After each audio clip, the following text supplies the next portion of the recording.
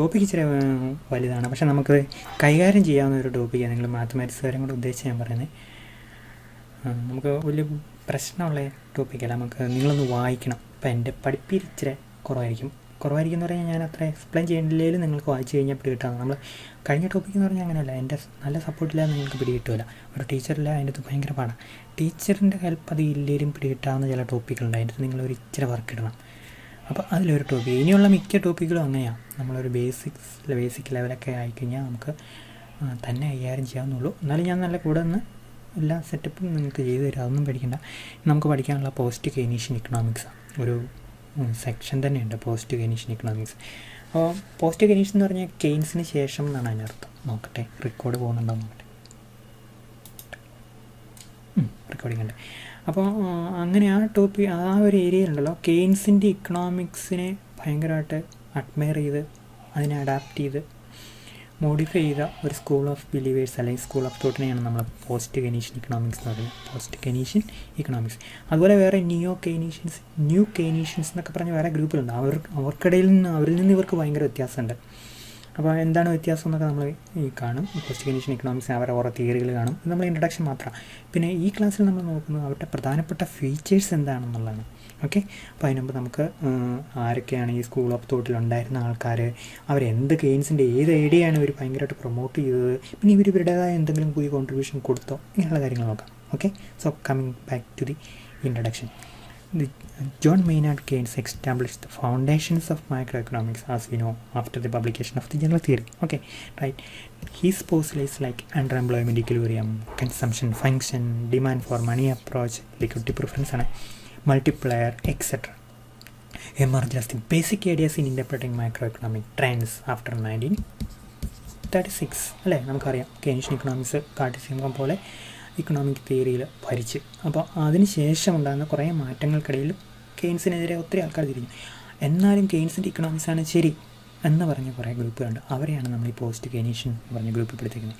Keynesian ideas and approach influenced generations of economics. One of the major believers of Keynesian prophecies or a school of thought known as the post-Keynesian economics. Post-Keynesian economics was an attempt to rebuild economic theory in the light of the Keynesian ideas and policy suggestions. Kalecki, Robinson, Minsky, Kaldor, Sraffa, etc. were the major economists who configured post-Keynesian economic ideas.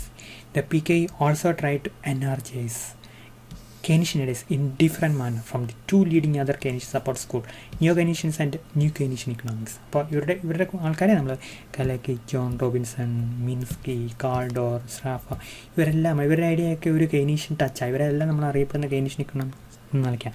Then as A school of thought, the advantage of PKE is that it gives right significance to factors that is non-economic still that influence economic activities. ഇത് ഭയങ്കര പ്രധാനപ്പെട്ട. നമ്മൾ ഈ non economic activities ഒത്തിരി നമ്മളെ influence ചെയ്യുന്നുണ്ട്. ശരിയല്ലേ? എന്ത് മേടിക്കണം എന്നുള്ളത് നമ്മുടെ അയലോകംകാരെന്ത് മേടിച്ചെന്നനുസരിച്ചല്ലേ ഉണ്ടല്ലോ, അല്ലേ? നമ്മൾ എന്തെങ്കിലും മേടിക്കുകയാണെങ്കിൽ ഉടനെ ആമസോണിൽ പോയി റിവ്യൂവിൻ്റെ അടുത്ത് 5 സ്റ്റാർ ഉണ്ടോ നോക്കും, എന്നിട്ട് അതും കൂടെ പറഞ്ഞ് നമ്മൾ എന്ത് ചെയ്യും, റിവ്യൂ എടുത്ത് വായിച്ച് നോക്കും. അപ്പോൾ അങ്ങനെ ഒത്തിരി കാര്യങ്ങൾ നമ്മൾ നടത്തും. ഒത്തിരി മറ്റുള്ള ആൾക്കാരുടെ അനുഭവങ്ങളും ഒപ്പീനിയനുമാണ് നമ്മളെ സ്വാധീനിക്കുന്നത്. നമ്മുടെ ഇൻകമാണ് ഒക്കെ സംഭവിച്ചു. പക്ഷേ ഇങ്ങനെ എക്സ്ട്രാ ഇക്കണോമിക് ആയിട്ടുള്ള ഫാക്ടേഴ്സിനെ, ഇക്കണോമിക്സ് ആയിട്ടുള്ള ആക്ടിവിറ്റീസ് ഭയങ്കരമായിട്ട് ഇൻഫ്ലുവൻസ് ചെയ്യുന്ന ഫാക്ടേഴ്സ്, ഇക്കണോമിക് ആക്ടിവിറ്റീസിനെ ഭയങ്കരമായിട്ട് ഇൻഫ്ലുവൻസ് ചെയ്യുന്ന പണ്ടോട്ട് ഒരു പ്രധാനപ്പെട്ട കോൺസെപ്റ്റ് ഉണ്ട്. അതിലൊന്നാണ് കെയ്ൻസിൻ്റെ റോൾ ഓഫ് എക്സ്പെക്റ്റേഷൻസ്. അദ്ദേഹം പറഞ്ഞു, നമ്മൾ ഇൻവെസ്റ്റ് ചെയ്യുമ്പോൾ നമ്മൾ പ്രതീക്ഷിക്കുന്നത് ലാഭമാണ്, നമ്മുടെ പ്രതീക്ഷയാണ്. എല്ലായിടത്തും അങ്ങനെയാണല്ലോ, പ്രതീക്ഷയാണല്ലോ. അപ്പോൾ പ്രതീക്ഷ അനുസരിച്ച് എക്കണോമിക് ആക്ടിവിറ്റി പോകുന്ന കെയ്ൻസ് നല്ലപോലെ പറഞ്ഞിട്ടുണ്ട്. ആ കെയ്നീഷ്യൻ ആംഗിളിനെ മുറുകെ പിടിച്ചവരാണ് ഈ പോസ്റ്റ് കെയ്നീഷ്യൻ ഇക്കോണമിസ്റ്റുകളും അവരുടെ ഇക്കണോമിക്സും. അപ്പോൾ അതുകൊണ്ട് നമ്മൾ ഇവരെക്കുറിച്ച് പറയുമ്പോഴേ നോൺ എക്കണോമിക് ആയിട്ടുള്ള ഒത്തിരി ഫാക്ടേഴ്സ് അവർ കൺസിഡർ ചെയ്തിട്ടുണ്ട്. ബിഹേവിയറലായിട്ടുള്ള മനുഷ്യൻ്റെ കാര്യങ്ങൾ അതെല്ലാം അവർ കൺസിഡർ ചെയ്തിട്ടുണ്ട്. Now Keynesian ideas as the major building stones of any post Keynesian economics. കെയ്ൻസിൻ്റെ ഏത് ഐഡിയാസാണ് ഇവർ ഏറ്റവും കൂടുതൽ ഇഷ്ടപ്പെട്ടത് അല്ലെങ്കിൽ ഏറ്റവും കൂടുതൽ പ്രൊമോട്ട് ചെയ്തത്? Post Keynesian economics as a school of economic thought built upon Keynes means arguments related to employment, short and long run adjustments and effective demand. ഏറ്റവും പ്രധാനപ്പെട്ട എഫക്റ്റീവ് ഡിമാൻഡാണ് കെയ്ൻസിൻ്റെ കോൺട്രിബ്യൂഷനിൽ ഏറ്റവും പ്രധാനപ്പെട്ട എഫക്റ്റീവ് ഡിമാൻഡാണ്. നമ്മൾ എഫക്റ്റീവ് ഡിമാൻഡാണ് എംപ്ലോയ്മെൻറ്റ് തീരുമാനിക്കുന്നത്, ഇൻകത്തെ തീരുമാനിക്കുന്നത്, ഇക്കോണമിയിലെ മറ്റ് കൺസംഷൻ പോലെയുള്ള സേവിങ്സ് ഉള്ള കാര്യങ്ങളെല്ലാം തീരുമാനിക്കുന്നത് എഫക്റ്റീവ് ഡിമാൻഡാണെന്ന് ഇവർ പറഞ്ഞ് post-Keynesian. Most of these ideas of PK were to an extent opposite to both opponents and proponents of Keynesian economics. കെയ്ൻസിൻ്റെ ഇക്കണോമിക്സിനെ വേറൊരു പ്രതലത്തിൽ അവതരിപ്പിച്ച കെയ്ൻസിൻ്റെ ആരാധകരുണ്ട്. അവരുടെ നിന്നും വ്യത്യസ്തമായിട്ടുള്ള പല കാര്യങ്ങൾ ഇവർ പറഞ്ഞു. കെയ്ൻസിനെ എതിർത്ത നിയോ ക്ലാസിക്കൽ പോലുള്ള ആൾക്കാരുണ്ട്. അവരുടെ നിന്നും വ്യത്യസ്തമായിട്ടുള്ള പല കാര്യങ്ങളും ആര് പറഞ്ഞു? ഈ നിയോ കെയ്നീഷ്യൻസ്, പോസ്റ്റ് കെയ്നീഷ്യൻസ് പറഞ്ഞു. ഇനി നമ്മൾ നോക്കുന്നത് എന്താണ് ഇവരുടെ പ്രധാനപ്പെട്ട ഫീച്ചേഴ്സ് എന്ന്. The PK as a school of economics was carved out of Keynesian ideas. In this sense, the leading prophecies of PKs were structurally adhering to the Keynesian economics. ഇവരുടെ പ്രധാനപ്പെട്ട കാര്യങ്ങളെല്ലാം കെയ്ൻസുമായിട്ട് രൂപം സാദൃശ്യമുള്ള ഐഡിയാസ് അവർ പറഞ്ഞു. കെയ്ൻസിൻ്റെ കാര്യങ്ങൾ തന്നെയാണ്. The concept of effective demand ഏറ്റവും പ്രധാനപ്പെട്ടാണ്. ഇവർ എഫക്റ്റീവ് ഡിമാൻഡ് ഭയങ്കര പ്രധാനമുണ്ട്. എൻഡോജനസ് മണി, സെൻട്രൽ ബാങ്ക് അല്ല, സിസ്റ്റത്തിൻ്റെ അകത്ത് തന്നെ പല ഫാക്ടേഴ്സ് ഉണ്ട്. അവരാണ് മണി സപ്ലൈ കൺട്രോൾ ചെയ്യുന്നത്. ബാങ്ക്, പിന്നെ അതിൻ്റെ ഡിമാൻഡ് ഫോർ മണി, ആളുകളുടെ ഡിമാൻഡ്, ഇൻഡസ്ട്രി ഡിമാൻഡ് ഫോർ, ഇങ്ങനെ ഒത്തിരി കാര്യങ്ങളാണ് ബാങ്കിൻ്റെ ക്രെഡിറ്റ്, ഇങ്ങനെയൊക്കെയാണ് മണി സപ്ലൈ തീരുമാനിക്കുന്നത് ഇവർ പറഞ്ഞു. Fluctuations in market especially in the short run, role of the government in correcting the instabilities, economy എന്തെങ്കിലും പ്രശ്നം ഗവൺമെൻറ് കറക്റ്റ് ചെയ്യുക. All other major concepts of the post Keynesian economics. Okay, now നമ്മൾ ഇവരുടെ പ്രധാനപ്പെട്ട features ഓരോന്നോരോന്ന് നോക്കാം. ഒന്നാമത്തത് the central role of effective demand as a micro economic force. ഇക്കോണമിയിൽ ഏറ്റവും പ്രധാനപ്പെട്ട ഫോഴ്സ് അത് എന്താണ്? Effective demand. കെയ്ൻസ് പറഞ്ഞു employment depends upon what? Effective demand, ശരിയല്ലേ? അപ്പോൾ ഈ അൺഎംപ്ലോയ്മെൻറ്റ് വരാനുള്ള കാരണം എന്താ? ലാക്ക് ഓഫ് എഫക്റ്റീവ് ഡിമാൻഡാണെന്ന് കെയ്ൻസ് പറഞ്ഞു. ക്ലാസിക്കൽസും കെയ്ൻസും തമ്മിൽ ഏറ്റവും വലിയ വ്യത്യാസം അതായിരുന്നല്ലോ. ആ സെൻട്രൽ പോയിൻ്റാണ് ഇവിടെ ഈ പി കെയും കെയ്ൻസിൽ നിന്ന് അഡാപ്റ്റ് ചെയ്തേക്കുന്നത്. Okay, Keynes argued that it is the effective demand that determines the level of employment output in the economy. The same concept was embraced all PKs including leading proponent Michael Kalecki. Okay, the principle of effective demand postulates that economic activity is driven primarily by expenditure decisions. You may be a consumer, you may be investor, or you are part of the government. So consumer activities and demand are driven by expenditure decisions. In particular, investment is held a key role in promoting effective demand, output and employment. Investment is not limited by the availability of savings but may be constrained by the availability of credit. Credit മനസ്സിലായാലോ? ഇപ്പോൾ credit അനുസരിച്ചും കൂടെയാണ്. Saving ഉണ്ടായിട്ട് കാര്യമില്ല, loan കൊടുക്കണം. Saving bank കിടന്നിട്ട് കാര്യമില്ല, loan കൊടുക്കാൻ പറ്റണം. ഇപ്പോൾ ലോൺ കൊടുക്കാൻ തയ്യാറല്ല, ബാങ്ക് സിസ്റ്റം തയ്യാറായില്ല, ഇൻവെസ്റ്റ്മെൻറ്റ് കാണുമോ? അപ്പോൾ ഇവർ സേവിങ്ങിൽ നിന്ന് മാറിയിട്ടുണ്ടല്ലോ, ക്രെഡിറ്റിന് പ്രാധാന്യം കൊടുത്തു. അപ്പോൾ നമുക്ക് കാണാം മോഡേൺ ഇക്കോണമിയിലെ ചില ട്രെൻഡുകൾ ഇവർ കൊണ്ടുവന്നിട്ട് നമുക്ക് കാണാം. സേവിങ്ങിനേക്കാളും ക്രെഡിറ്റ്. സേവിങ് ഒരു ഭയങ്കര പഴയ സംഭവമായിട്ട് തുരുമ്പിച്ച ബ്ലാക്ക് ആൻഡ് വൈറ്റ് ഡയമെൻഷനുള്ള ഒരു എലമെൻ്റായിട്ട് നമുക്ക് തോന്നിയിട്ടില്ലേ? ക്ലാസിക്കൽ തിയറിയിൽ സേവിങ്, കെയ്നീഷ്യൻ തിയറിയിലെ സേവിങ്, ഇവർ ക്രെഡിറ്റിനാണ് പ്രാധാന്യം കൊടുത്തത്. അല്പം കൂടെ മോഡേൺ ആണല്ലോ. Investment decisions are regarded as driven at least in part by animal spirit. വളരെ പ്രധാനപ്പെട്ട വാക്കാട്ടോ ആനിമൽ സ്പിരിറ്റ്. ആനിമൽ സ്പിരിറ്റ് എന്ന് പറഞ്ഞാൽ നമ്മൾ മൃഗങ്ങളെ പോലെ ആകുന്നില്ല, നമ്മൾ ഭയങ്കരമായിട്ട് സ്പെൻഡ് ചെയ്യുക, അതിന് പറയുന്ന വേറെ ആനിമൽ സ്പിരിറ്റ്. നമ്മൾ ഇൻവെസ്റ്റ് ചെയ്യുക, നമ്മൾ കൺസ്യൂം ചെയ്യുക. അപ്പോൾ നമ്മൾ വൈൽഡായിട്ട് നമ്മൾ എന്ത് ചെയ്യുക? സ്പെൻഡ് ചെയ്യുക. അതുതന്നെയാണ് ആനിമൽ സ്പിരിറ്റ് എന്ന് പറയുന്നത്. As such economic activity cannot be deducted to the outcome of optimising behaviour. It's depends upon expectations and sentiments. നമ്മൾ ഇത് മാക്സിമൈസ് ചെയ്തു, അത് മിനിമൈസ് ചെയ്തു, അല്ലെങ്കിൽ നമ്മൾ ഒപ്റ്റിമമായിട്ട് എല്ലാ കാര്യങ്ങളും ചെയ്യാൻ നോക്കി. അങ്ങനെയല്ല, നമ്മുടെ എക്സ്പെക്ടേഷൻസ് അനുസരിച്ച കാര്യങ്ങൾ മുമ്പോട്ട് പോകുന്ന ഇവർ പറഞ്ഞു. Income distribution and financial conditions.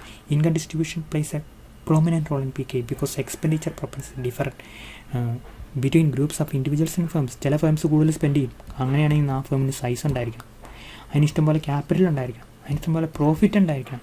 അപ്പോൾ അങ്ങനെയുള്ള ഫേമിലേക്ക് ഇൻകം പോയാലല്ലേ അവർ കൂടുതൽ സ്പെൻഡ് ചെയ്യുള്ളൂ. പിന്നെ സ്പെൻഡ് ചെയ്യുന്ന പാവപ്പെട്ട ആൾക്കാരിലേക്ക് ഇൻകം പോയാലേ അവർ കൂടുതൽ സ്പെൻഡ് ചെയ്യുള്ളൂ. റിച്ചായുള്ള ആൾക്കാർ പോയി പൈസ സൂക്ഷിച്ച് നോക്കില്ലല്ലോ. അതുകൊണ്ട് ഡിസ്ട്രിബ്യൂഷൻ പ്രധാനപ്പെട്ടതാണെന്ന് ഇവർ പറഞ്ഞു. Shift in the distribution of income and wealth therefore affect aggregate demand. അപ്പം അഗ്രിഗേറ്റ് ഡിമാൻഡ് അഫക്റ്റ് ചെയ്യുന്ന മറ്റൊരു ഫാക്ടറാണ് എന്ത്? Shifting what? Distribution of income. Okay, now second feature behavioural or heuristic or heterodox approach. ഒരു behavioural approach, okay, അല്ലെങ്കിൽ heuristic approach, അതല്ലെങ്കിൽ heterodox unconventional ആയിട്ടുള്ള ഒരു അപ്രോച്ച്. ഇപ്പം മനസ്സിൻ്റെ അല്ലെങ്കിൽ സൈക്കോളജിക്കലായിട്ടുള്ള ഫാക്ടേഴ്സ് ഉണ്ട്, ബിഹേവിയറലായിട്ടുള്ള ഫാക്ടേഴ്സ് ഉണ്ട്. ഇക്കോണമി മുമ്പോട്ട് പോകുന്ന ഹ്യൂറിസ്റ്റിക് അപ്രോച്ച്, അതൊക്കെ ഇവർ ഭയങ്കരമായിട്ട് എന്ത് ചെയ്തു? മെത്തഡോളജിക്കലി ഇവരുടെ എക്കണോമിക്സിൽ അഡോപ്റ്റ് ചെയ്തു. an important feature of PK is that it proposed behavioral and heuristic എന്ന് പറഞ്ഞു കഴിഞ്ഞാൽ മനുഷ്യൻ്റെ സ്വഭാവവും അതുപോലെ തന്നെ മനുഷ്യൻ്റെ എക്സ്പെക്റ്റേഷൻസും അനുസരിച്ച് മനുഷ്യൻ ഇക്കോണമിക് ആക്ടിവിറ്റി കോൺഫിഗർ ചെയ്യുകയും എന്നുള്ളൊരു കാഴ്ചപ്പാട്. നമ്മളിപ്പോൾ ഈ ബിഹേവിയറൽ എക്കണോമിക്സിന് ഭയങ്കര പ്രാധാന്യമാണ്.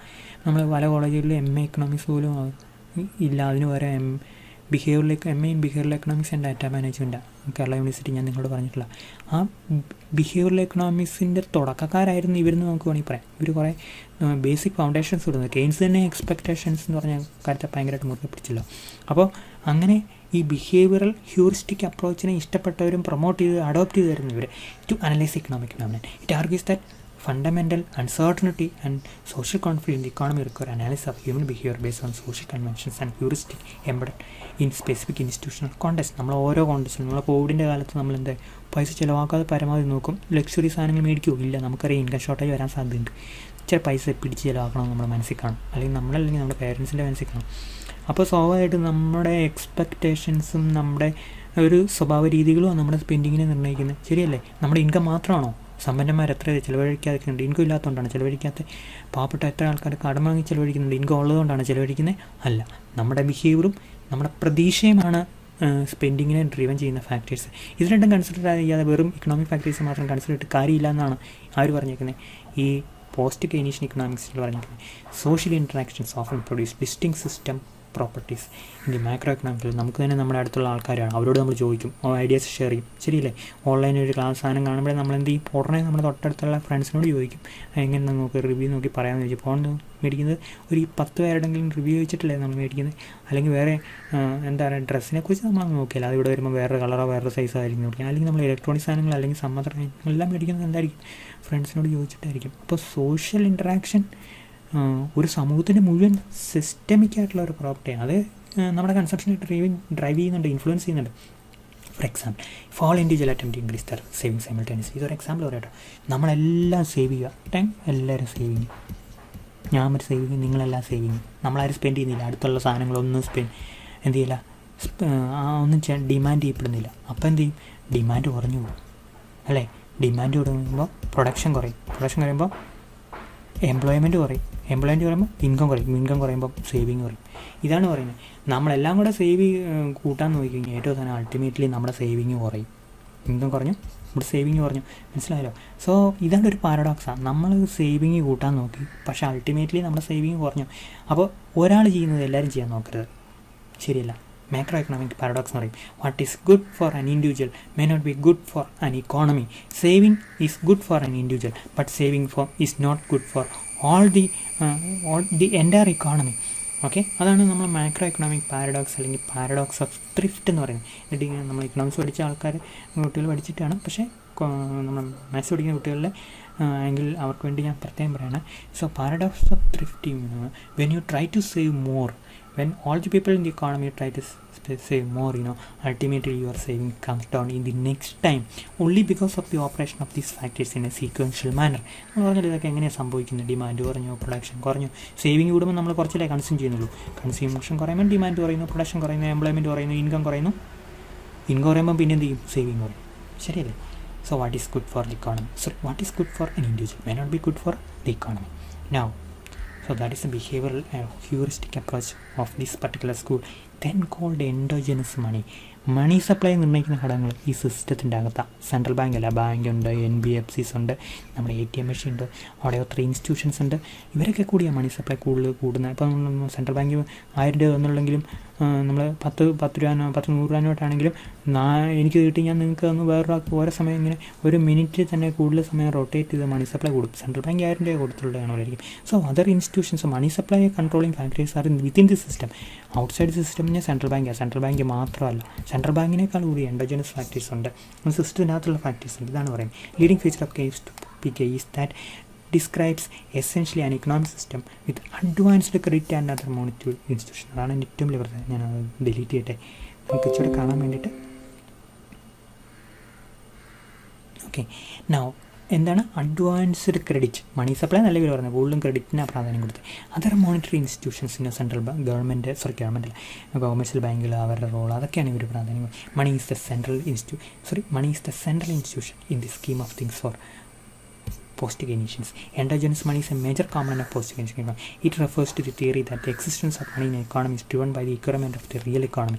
നമ്മൾ എത്രമാത്രം മണി സപ്ലൈ കൂട്ടാൻ തീരുമാനിക്കുന്നത് നമ്മുടെ റിയൽ എക്കോണമിയിലുള്ള നമ്മുടെ ആഗ്രഹങ്ങളാണ് അല്ലെങ്കിൽ നമ്മുടെ ആക്ടിവിറ്റിയാണ്. That market forces combined with central bank in establish the money supply. Money supply തീരുമാനിക്കുന്നതൊക്കെ മാർക്കറ്റ് ഫോഴ്സസും കൂടെ കൂടിയാണ്, സെൻട്രൽ ബാങ്ക് മാത്രമല്ല.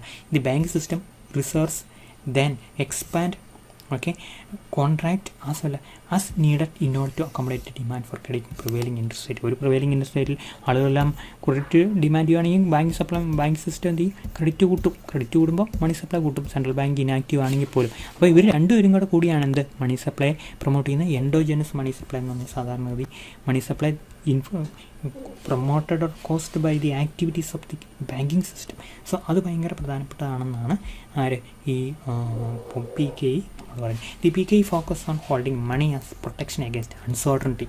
ഇവരുടെ അനാലിസിസിലെ അൺസർട്ടനിറ്റിയും എക്സ്പെക്റ്റേഷൻസും എല്ലാം ഭയങ്കര പ്രധാനപ്പെട്ട ഒരു എലമെൻ്റായിട്ട് വരുന്നുണ്ട്. അതുകൊണ്ട് ഈ ഹോൾഡിംഗ് മണി, നമ്മൾ അൺസർട്ടനിറ്റി വരുമ്പോൾ മണി എന്ത് ചെയ്യും, ഹോൾഡ് ചെയ്യും. Liquidity provides money as a denominator of contract and the use of money as a means of payment.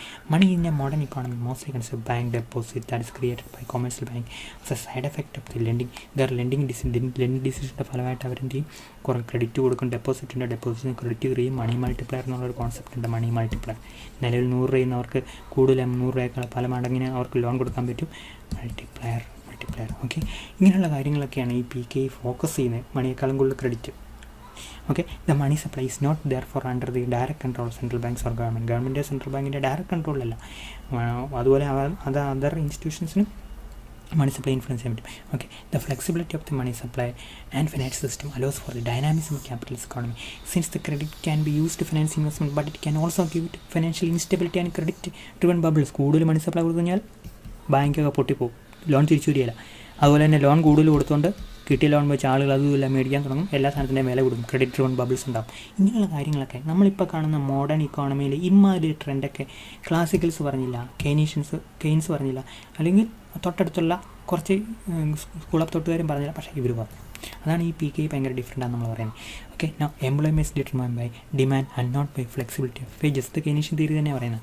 നമ്മൾ എംപ്ലോയ്മെൻറ്റിനെ എന്താ ആശ്രയിക്കുന്നത്, എഫക്റ്റീവ് ഡിമാൻഡ് അനുസരിച്ചാണ്, ശരിയല്ലേ? എന്താണ് എഫക്റ്റീവ് ഡിമാൻഡ്? ഇതാണ് എഫക്റ്റീവ് ഡിമാൻഡ് ഇത്രയും കൂടി കഴിഞ്ഞാൽ എംപ്ലോയ്മെൻറ്റും ഇവിടുന്ന് ഇത്രയും കണ്ട് കൂടും, മനസ്സിലായി? അപ്പോൾ actually it is the effective demand that determines what we get employment. ഇത് ഗെയിൻസ് പറഞ്ഞതായിട്ട് നമ്മൾ കണ്ടിട്ടുള്ള അതേ കാര്യങ്ങളായും ഹോൾഡ് ചെയ്യുന്നത്. PKE holds that this is the case not only in the short term but also long period. എന്താണ് case നമുക്ക് just നോക്കാം, തുടക്കം തൊട്ട് നോക്കണം. Unlike neoclassical PKE doesn't regard wage flexibility and labor market structure form as a route to employment, but it's employment as a reflection of demand conditions. Goods കൂടുതൽ നമ്മൾ ഉണ്ടാക്കുക, goods വിറ്റ് പോവുക, അന്നേരം എംപ്ലോയ്മെൻറ്റ് കുടിക്കുള്ളൂ. അപ്പോൾ ഗുഡ്സ് മാർക്കറ്റിലാണ് എംപ്ലോയ്മെൻറ്റ് തീരുമാനിക്കുന്നത് എന്ന് പറഞ്ഞാൽ എന്താ, എഫക്റ്റീവ് ഡിമാൻഡാണ് പ്രധാനപ്പെട്ട element. So PKE rejects the view that wage cuts can be use to to reduce. Wage cut വെച്ച് എംപ്ലോയ്മെൻറ്റ് ഫുൾ എംപ്ലോയ്മെൻറ്റ് ഉണ്ടാകാന്ന് പറഞ്ഞ ക്ലാസിക്കൽ ആർഗ്യുമെൻറ്റിനോട് PKE എഗ്രി ചെയ്യുന്നില്ല. Since such cuts will lead to reduction in consumption and expenditures and aggregate demand. ഇതെല്ലാം demand കുറയ്ക്കും.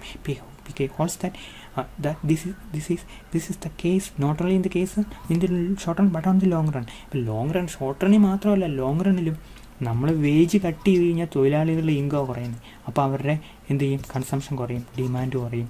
അപ്പോൾ സ്വാഭാവികമായിട്ട് economy production കുറയും, ഇക്കോണമി എല്ലാത്തിലും താഴോട്ട് പോകും. അതുകൊണ്ട് വേജ് കട്ട് പറ്റില്ല. അപ്പോൾ അവരെന്ത് ചെയ്യണം, ഡിമാൻഡ് കൂട്ടുകയാണ് വേണ്ടത്. ഇത് ലോങ് റണ്ണിലും ഷോർട്ട് റണ്ണിലും ഇതാണ് ശരി എന്നല്ലോ. കെയ്ൻസ് ഷോർട്ട് റണ്ണിലും ലോങ് റണ്ണിലും ഇതാണ് ശരി എന്നാണ് ഇവർ പറഞ്ഞേക്കുന്നത്. പിന്നെ നമുക്ക് അതിൻ്റെ the supply side cannot be considered in isolation but is likely to be affected by demand conditions. നമ്മൾ സപ്ലൈ സൈഡ് മാത്രമല്ല, ഡിമാൻഡ് കണ്ടീഷൻസ് സപ്ലൈയെ സ്വാധീനിക്കുന്നവർ. നമ്മളിപ്പോൾ ഞാൻ എലാബറേറ്റ് ചെയ്യുന്നില്ല, എലാബറേറ്റ് ചെയ്യാൻ കുറച്ച് സമയം എടുക്കുന്നുണ്ട്. നമുക്കത് ശരിക്കും ഒരു ഓഫ്ലൈൻ മോഡിൽ പറയുകയാണ് ഇച്ചിരി നല്ലത്. അതുകൊണ്ട് ഞാൻ കൺഫ്യൂഷൻ ആക്കാൻ വേണ്ടി അവിടെ പറയുന്നില്ല, ജസ്റ്റ് ഇത് നിങ്ങൾ ഓർത്തിരിക്കുക.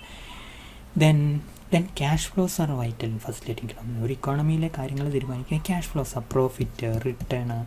പിന്നെ അതിനുശേഷം ക്യാഷ് ഫ്ലോസ് നമുക്കിങ്ങനെ പൈസ വന്നുകൊണ്ടിരിക്കണം. നമ്മുടെ ആക്ടിവിറ്റി സെല്ലിംഗ് ആയിരിക്കാം, നമ്മുടെ ആക്ടിവിറ്റി റീസെല്ലിംഗ് ആയിരിക്കാം, നമ്മുടെ ആക്ടിവിറ്റി സർവീസ് ആയിരിക്കാം. അപ്പോൾ അത് ക്യാഷ് ഫ്ലോ ക്രിയേറ്റ് ചെയ്യണം. അപ്പോൾ ക്യാഷ് ഫ്ലോ ഉണ്ടെങ്കിൽ മാത്രമേ ഇക്കണോമിക് ആക്ടിവിറ്റി മുമ്പോട്ടുള്ളൂ.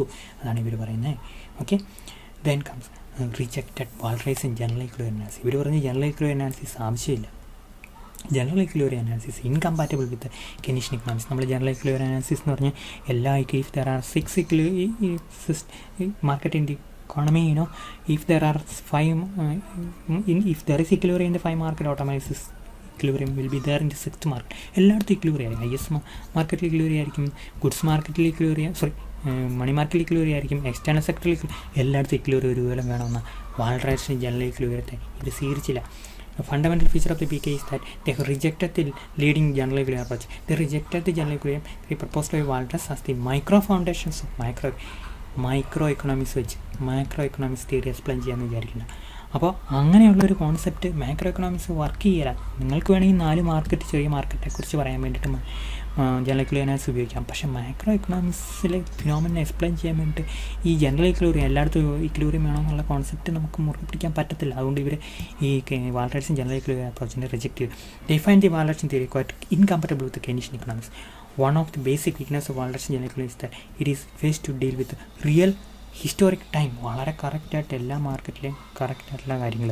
അതുപോലെ ത്രൂ ഔട്ട് ദി ടൈം ഇതിലെല്ലാം ഇക്വിലിബ്രിയത്തെ അക്കോമഡേറ്റ് ചെയ്യുന്നതിൽ വാൾറസിൻ തിയറി പരാജയപ്പെട്ടു. വാൾറസിൻ തിയറി വളരെ സ്പെസിഫിക് ടൈം ഫ്രെയിമിലേക്കാണ് പോകുന്നത്. നമ്മൾ പഠിക്കുമ്പോഴേ അത് മനസ്സിലാവുള്ളൂ, നമ്മളിപ്പോൾ എക്സ്പ്ലെയിൻ ചെയ്യുന്നില്ല. അപ്പോൾ അതുകൊണ്ട് ഇവർ റിജക്റ്റ് ചെയ്തു എന്ന് മാത്രം നമ്മൾ ഓർത്തിരിക്കുക. ഏത് PKE വാൾറസിൻ ജനറൽ ഇക്വിലിബ്രിയം അപ്രോച്ചിനെ റിജക്റ്റ് ചെയ്തു. Then role of uncertainty and expectations economic ആക്ടിവിറ്റീസിൻ്റെ അൺസർട്ടനിറ്റി ഭയങ്കര പ്രധാനപ്പെട്ട. എക്സ്പെക്ടേഷൻസ് നമ്മുടെ എക്സ്പെക്ടേഷൻ്റെ കാരണമാണ് നമ്മൾ ഇൻവെസ്റ്റ് ചെയ്യുന്നത്. അൺസർട്ടനിറ്റി വരുമ്പോഴത്തേക്കും നമ്മൾ ഇൻവെസ്റ്റ്മെൻറ്റ് കുറയ്ക്കും. അൺസർട്ടനിറ്റി വരുമ്പോൾ നമ്മൾ സ്പെൻഡിങ് കുറയ്ക്കും. അൺസർട്ടനിറ്റി വരുമ്പോഴത്തേക്കും മണി നമ്മൾ ഹോൾഡ് ചെയ്യും. ശരിയല്ലേ? മണി നമ്മൾ ഹോൾഡ് ചെയ്യും. ഇങ്ങനെ എന്തെല്ലാം ഈ കോവിഡിൻ്റെ കാലത്ത് തന്നെ നമ്മുടെ ബിഹേവിയർ എത്രമാത്രം മാറി. നമ്മൾ ഇൻകം ഏൺ ചെയ്യുന്ന ആളെന്ന നിലയ്ക്ക്, അതുപോലെ തന്നെ നമ്മൾ സ്പെൻഡ് ചെയ്യുന്ന ആളെന്ന നിലയ്ക്ക് എല്ലാം നമ്മുടെ ബിഹേവിയർ ഭയങ്കരമായിട്ട് മാറിയില്ലേ? കോവിഡിൻ്റെ കാലഘട്ടത്ത് മാറി. അൺസർട്ടനിറ്റി നമ്മൾ കാണുന്നത് എല്ലായിടത്തും അൺസർട്ടനിറ്റിയാണ്. സോ അൺസർട്ടനിറ്റി മാത്രമേ ഒരു സർട്ടനായിട്ട് നമ്മുടെ മുമ്പിലുള്ളൂ. അപ്പോൾ അതുകൊണ്ട് അൺസർട്ടനിറ്റി ഉണ്ട്, എക്സ്പെക്റ്റേഷൻസ് ഉണ്ട്. ഇതിനനുസരിച്ചായിരിക്കും ഇക്കണോമിക് ആക്ടിവിറ്റി നമ്മൾ കോൺഫിഗർ ചെയ്യുക എന്നാണ് ഈ PKE പറഞ്ഞത്. അതുകൊണ്ട് PKEയുടെ ആ ഒരു തിയറീസെ അല്ലെങ്കിൽ കോൺസെപ്റ്റ് അല്ലെങ്കിൽ അപ്രോച്ച് നമുക്കിപ്പോൾ ഭയങ്കര പ്രധാനപ്പെട്ട. ഇപ്പോൾ അല്ല, ഈ അടുത്ത കാലങ്ങളിലെല്ലാം ഇക്കണോമിക് ഐഡിയാസിനെ ഡ്രിവൻ ചെയ്യുന്ന പോസ്റ്റ് കെയ്നീഷ്യൻസ് കൊണ്ടുവന്ന കുറേ കോൺസെപ്റ്റുകളാണ്. Okay, then one of the main difference between Keynesian theory and the classical theory is Keynes recognized classical economics fact that expectations of future necessarily uncertain. Future unnecessarily uncertain. ഇപ്പം future ഭയങ്കര uncertain ആണ്, expectations ഒക്കെ ഭയങ്കര changing ആയിരിക്കും എന്ന് gains പറഞ്ഞു. Classical അങ്ങനെ പറഞ്ഞില്ല. The post Keynesians build their theory based on this uncertain element. The recognition of uncertainty and active role of expectation undermines the traditional concept of equilibrium. അപ്പോൾ ഇവർ കൂടുതലും എക്സ്പെക്ടേഷൻസിലാണ് പ്രാധാന്യം കൊടുത്തത്. അങ്ങനെയുള്ള കാര്യങ്ങളൊക്കെ നിങ്ങൾ വായിച്ച് കഴിഞ്ഞാൽ നിങ്ങൾക്ക് ഇവിടെ കിട്ടുന്നുള്ളൂ. അതുകൊണ്ട് ഞാൻ അത്രയും ഡീറ്റെയിൽ ആയിട്ട് പോകുന്നില്ല. വായിച്ച് ചുമ്മാ എക്സ്പ്ലെയിൻ ചെയ്യാവുന്ന സംഭവങ്ങളേ ഉള്ളൂ. മാത്സ്കാർക്കാണെങ്കിൽ പോലും നമ്മൾ പറഞ്ഞ കാര്യങ്ങളൊക്കെ തന്നെയാണ് ഇവിടെ ഡിസ്കസ് ചെയ്തേക്കുന്നത്. Then comes in a role of trade unions and large corporations in labour market. ഇപ്പോൾ ലേബർ മാർക്കറ്റിനെ തീരുമാനിക്കുന്ന WIP അല്ല. ആരാ പറഞ്ഞ WIP ആണ്? റിയൽ വേജ് റേറ്റ് എന്ന് കെയ്ൻസ് ക്ലാസിക്കൽസ് പറഞ്ഞു. പകരം എന്താ? ട്രേഡ് യൂണിയൻസാണ്. ശരിയല്ലേ? യഥാർത്ഥ ലോകത്തിൽ അവരെല്ലാം തീരുമാനിക്കുന്നത് ട്രേഡ് യൂണിയൻസാണ്. എന്ത് തീരുമാനിക്കുന്നത്? നമ്മുടെ ഇവിടുത്തെ വേജ് റേറ്റൊക്കെ തീരുമാനിക്കുന്ന ഒരു പ്രധാനപ്പെട്ട റോൾ അവർക്കുണ്ട്. ദെൻ ലാർജ് കോർപ്പറേഷൻസ് അവർ ഭയങ്കര ക്വാളിറ്റി കൂടിയ സ്കില്ല് കൂടുതലുള്ളവർക്ക് കൂടുതൽ വേജ് കൂടുതൽ കൊടുത്തു. അപ്പം ഇവർ രണ്ടുമാണ് ലേബർ മാർക്കറ്റിൽ കാര്യങ്ങൾ തീരുമാനിക്കുന്നത്. The post Keynesian believe that the level of money wages strongly influence trade unions collective bargaining. എല്ലാ തൊഴിലാളികളും കൂടെ ഒരുമിച്ച് സമരം വെച്ച് ബാർഗൈനിങ്ങിലൂടെ വേജ് റേറ്റ് കിട്ടും. Okay, then more than the institutions in the market that mainly responsible level of money wages in modern technological advanced economy. കാര്യങ്ങൾ ഭയങ്കര വ്യത്യാസമാണ്. Okay, then again according to post Keynesians in the central core of the economy where much oligopolistic firms dominate, prices are administered through the technique of markup കോസ്റ്റിൻ്റെ കൂടെ ഇത്ര markup, അവൻ ഇത്ര productivity കൊടുക്കുന്നു, production കൊടുക്കുന്നു, അതൊക്കെ കൂടുതൽ പൈസ കൊടുത്തു. ആ രീതിയിലുള്ള പല മെത്തേഡുകളും കൊണ്ട് ഇവർ വേജ് റേറ്റിനെ തീരുമാനിക്കും. Okay, then last one, that paragraph also is explanation of the factor that we already covered. The last one, inflation management, use of income policy. ഇത് പറഞ്ഞ വേറൊരു കോൺസെപ്റ്റാണ്. നമ്മൾ എന്ത് ചെയ്യണം? ഇൻകം പോളിസി കൂടുതൽ അഡോപ്റ്റ് ചെയ്യണം. ഇൻഫ്ലേഷൻ മാനേജ് എന്ന് പറഞ്ഞാൽ ഇൻഫ്ലേഷൻ്റെ സമയത്ത് നമ്മൾ ഇൻകം കുറച്ച് കൊടുക്കണം, ഇൻഫ്ലേഷൻ ഇല്ലാത്ത സമയത്ത് നമ്മൾ ഇൻകം കൂട്ടി കൊടുക്കണം. അങ്ങനെ ഇൻകം പോളിസിയൊക്കെ കൂടെ നമ്മൾ ഉപയോഗിക്കണം. മോണിറ്ററി പോളിസി, ഫിസിക്കൽ പോളിസിയും അല്ല, അതിൻ്റെ കൂടെ ഇൻകം പോളിസിയും കൂടെ നമ്മൾ ഉപയോഗിക്കണമെന്ന് പോസ്റ്റ് കെയ്നീഷ്യൻസ് പറഞ്ഞു. കൊണ്ട് post Keynesian economics, inflation cannot be brought underground unless conventional policy instruments for regulating the economy are supported by income policy. മനസ്സിലായല്ലോ? ഈ ഇൻഫ്ലേഷൻ വന്നു ഇൻകം കൂടുതൽ കൂട്ടിക്കഴിഞ്ഞാൽ എന്ത് ചെയ്യും? കൂടുതൽ സ്പെൻഡ് ചെയ്യും, പിന്നെ ഇൻഫ്ലേഷൻ വരും. അപ്പോൾ ഇൻകത്തെ കുറയ്ക്കാനുള്ളൊരു മെഷർ അവിടെ ഗവൺമെൻറ് അഡോപ്റ്റ് ചെയ്യണം. Income policy represents a means of determining annual non inflationary rise in all different types of income. ഇൻഫ്ലേഷനെ കൂട്ടുന്ന തരത്തിലുള്ള രീതിയിലല്ലാതെ ഇൻകം കൂടുതൽ കൊടുക്കും. ഇപ്പോൾ ഇൻഫ്ലേഷനെ കോൺട്രിബ്യൂട്ട് ചെയ്യുമെങ്കിൽ ഇൻകം കൂട്ടരുത്. അങ്ങനെ രീതിയിലുള്ള ഇൻകം പോളിസി ഗവൺമെൻറ് അഡോപ്റ്റ് ചെയ്യണം. Okay, so now we are coming to the conclusion part of the PKE about the basic features. The PKE builds on the work of Keynes as well as other key figures such as Galecki, Robinson and Kaldor. The time PKE came into use from 1970s onwards as a narrowing of mainstream economics led to the formation of PKE academic journals, okay, and conferences. PKE highlights the possibility of financial instability and it regards involuntary unemployment as a normal feature in the market. എപ്പോഴും തൊഴിലില്ലായ്മയാണ് എന്നാണ് ഇവർ പറയുന്നത്, ശരിയല്ലേ? അപ്പോൾ ഇങ്ങനെയുള്ള കോൺസെപ്റ്റാണ് കെയ്ൻസിൻ്റെ ഇവർ adopt ചെയ്ത് അല്ലെങ്കിൽ പ്രൊമോട്ട് ചെയ്ത്. That needs to be explain. PKE maintains aggregate demand matters both in the short run and the long run. ഏറ്റവും പ്രധാനപ്പെട്ട ഇക്കോണമിയെ ഡ്രൈവ് ചെയ്യുന്ന ഫാക്ടർ എന്താണ്? അഗ്രിഗേറ്റ് ഡിമാൻഡ് അല്ലെങ്കിൽ എഫക്റ്റീവ് ഡിമാൻഡ്. അപ്പോൾ അതിന് നമ്മൾ കൂടുതൽ പ്രാധാന്യം കൊടുക്കണം. Not just in the short run as Keynes at but also in the long run. So this is the major postulate of the post Keynesian economics. Okay, so that is all about this introductory class about post Keynesian economics. നമുക്ക് അതുകൊണ്ട് നിർത്താം. ഇത് ഈ not ഞാൻ എവിടെ ഇട്ടേക്കാം? നമ്മുടെ class റൂമിൽ ഇട്ടേക്കാം. നോക്കിയേക്കണം കേട്ടോ. എന്നിട്ടൊന്ന് വായിക്കണം. ഒരു വായന ഇവിടെ ആവശ്യമാണ്. പോയിൻ്റൊക്കെ അവിടെ അതുപോലെ ഇട്ടിട്ടുണ്ട്. അപ്പോൾ തീർച്ചയായിട്ടും നിങ്ങൾ വായിക്കണം.